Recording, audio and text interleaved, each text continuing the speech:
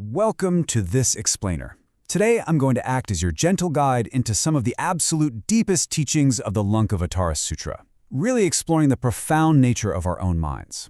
We spend so much of our lives trying to control the world around us, right? We try to fix our environments, perfectly manage our relationships, accumulate stuff. But ancient wisdom suggests we might literally be looking in the wrong direction. The text we're diving into today offers this radical shift in perspective. It tells us that everything we see, hear, and feel isn't actually happening out there. It's a magnificent, incredibly complex projection happening in here. By the end of our time together, you're going to have a completely new framework for understanding your everyday experiences, and more importantly, a real roadmap for finding genuine, unshakable peace. We all know the feeling. You finally land that perfect job, get the perfect house, or even just find a perfectly quiet Sunday afternoon. And you try so hard to hold on to it. But it always slips away, doesn't it? The circumstances change, the mood shifts, the moment just passes. If reality is really as solid as a rock, why does it feel like trying to catch water in our bare hands? For anyone stepping into these profound teachings, this is exactly where we begin. We suffer because we're constantly trying to grasp things that simply aren't meant to be held, mostly because they aren't what they appear to be at all. All right, part 1, Seeing the World's Truth. Let's get this illusion unveiled. It's super easy to think our stress comes from external situations, but the text reveals something monumental here. These phenomena are really just manifestations of our own consciousness. The external boundaries, those limits that seem to push back against us every day, are ungraspable because they literally don't possess their own independent reality. They're projected by the mind.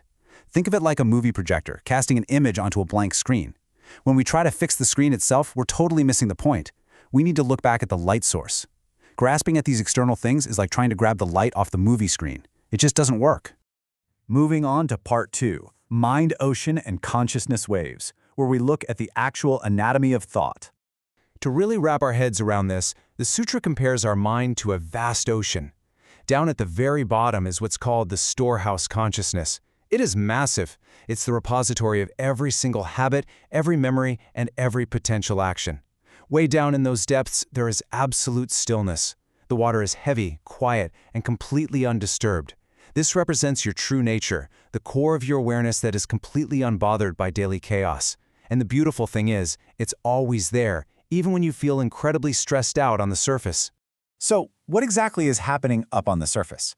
Well, the events of our day, an annoying email, a beautiful sunset, a sudden loud noise, these act as winds. When the wind of the outside world blows across the vast ocean of your storehouse consciousness, it creates friction. The wind itself is invisible, but its interaction with the water creates visible movement. This is exactly how our senses operate. Our eyes, ears, and thoughts are just constantly being stimulated by the wind of external phenomena. This gives us a brilliant side-by-side comparison of our true, peaceful nature versus our anxious daily thoughts. On one side, you have the infinite quiet depth. On the other, you have the surface waves, our sight, our hearing, our immediate reactive thinking mind. Now, these waves can feel absolutely terrifying. They crash, they foam, they pull us under. When we're caught up in anxiety or anger, we totally identify with that turbulence. But the teaching gently reminds us of a crucial fact. No matter how fierce the storm is up on the surface, it never ever touches the quiet depth below. The sutra tells us that giant waves are stirred by fierce winds. But think about it. If those waves are quite literally just made of water, why do we fear they're crashing? A wave isn't fundamentally different from the ocean itself. It's literally just water in motion. In the same way, our stressful thoughts, our visual perceptions, our bodily sensations, they aren't alien invaders trying to ruin our day. They are just a storehouse consciousness in temporary motion. When you realize your anxiety is made of the exact same substance as your deepest peace, it completely loses its grip on you. You stop fighting the waves and start simply watching them rise and fall.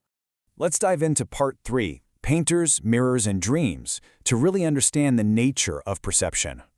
The Buddha gives us these incredibly vivid metaphors to break our lifelong habit of taking reality so literally. Think about a master painter creating a realistic three-dimensional hallway on a flat canvas. If you try to walk down it, you're going to hit a wall. Or think of a mirror perfectly reflecting a raging fire, but the glass doesn't even get warm. Our minds are doing exactly this, painting a convincing, colorful reality of sound and consequence that is ultimately totally empty of substance. It's exactly like a dream. When you're asleep, it's so real, but when you wake up, you realize none of those dream objects were actually there. This is a total game changer. Understanding this frees us from constantly blaming the external world. If the world is a painting drawn by your own mind, you aren't a victim of circumstance anymore. The things that frustrate you are just reflections in a mirror. Think about it. You wouldn't try to comb the hair of your reflection in the mirror, would you? Of course not. You comb your own hair. In the exact same way, we can't grasp or fix the external boundaries of our lives because they're just unattainable reflections. The only place to affect real, lasting change is within the mind itself. Which perfectly leads us into part 4.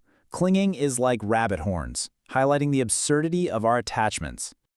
Have you ever gone out looking for the horns on a rabbit? No, because that's ridiculous. The text uses this famous metaphor of the rabbit's horn to show us just how absurd our clinging really is. We spend all day debating whether our status is high or low, whether our possessions are secure or insecure. We stress over these things as if they have permanent, independent reality. But debating the permanence of worldly attachments is exactly like arguing over how sharp a rabbit's horns are. You're pouring energy into analyzing something that fundamentally does not exist. And this brilliantly illustrates why holding on to wealth, status, or holding on to a grudge brings so much suffering. We are tightly gripping onto thin air. Imagine the tension in your arms if you squeeze them tight, pretending to hold a really heavy rock. Your shoulders tense up, you start sweating, and you become totally exhausted. But you're exhausted not because the rock is heavy, you're exhausted because of the sheer effort of your own grasping. When we look for permanence in this mind-created illusion, we just wear ourselves out. Letting go isn't about losing something valuable, it's simply relaxing your hands because there was actually nothing there to begin with. Now, the text reminds us here that even the most solid-seeming aspects of our lives, our physical bodies, our wealth, our homes, are merely manifestations of consciousness. I know, that can be a tough pill to swallow. It's one thing to say a fleeting thought is an illusion, but my bank account? My house? Yes, the text is totally unyielding on this point. These are just deeply ingrained collective habits of perception. Fundamentally, the solid stuff shares the exact same nature as the ocean wave, the mirror's reflection, and the dream. The whole shebang is mind only. So how do we get out of it? Let's look at part 5, the gradual and sudden path to awakening the mind.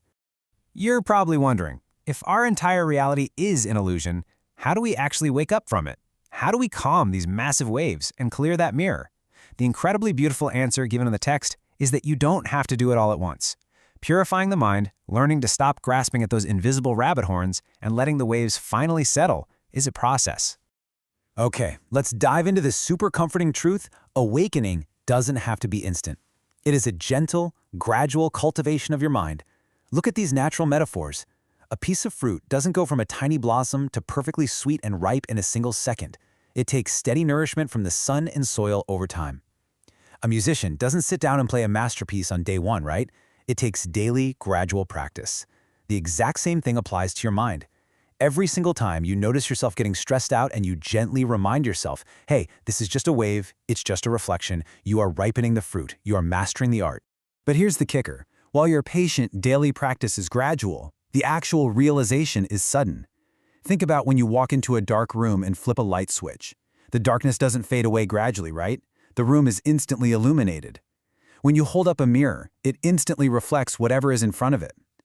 After you've spent time gradually calming those waves of your mind and letting go of your tight grip on the illusion, there comes a moment where the truth simply clicks. The screen drops, the mirror is wiped clean, and you see reality, perfectly empty, yet perfectly radiant, all at once.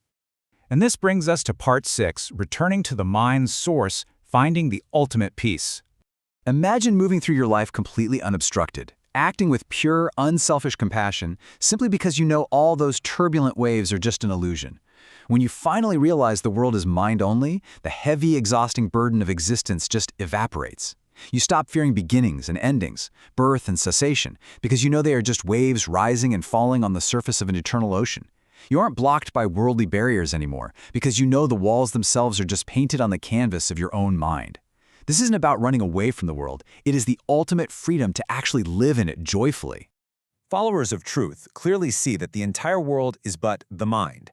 That right there, that single empowering realization, is the entire Lankavatara Sutra in a nutshell. Whenever you feel overwhelmed by the news, or your job, or drama in your relationships, return to this. It acts as an absolute protective shield. The world isn't attacking you. Your mind is simply experiencing its own infinite creativity. By observing this clearly, you get to step out of the drama and become the peaceful, steady witness of your own magnificent consciousness. So I'm going to leave you with this final thought to ponder. The wind will eventually die down. The waves will settle. All that exhausting grasping will cease. And when that happens, what beautiful, completely unimaginable reality will the pristine mirror of your mind reflect? Thank you so much for joining me on this incredible journey in today's Explainer. Keep practicing, keep loosening your grip on the illusion, and I'll see you next time.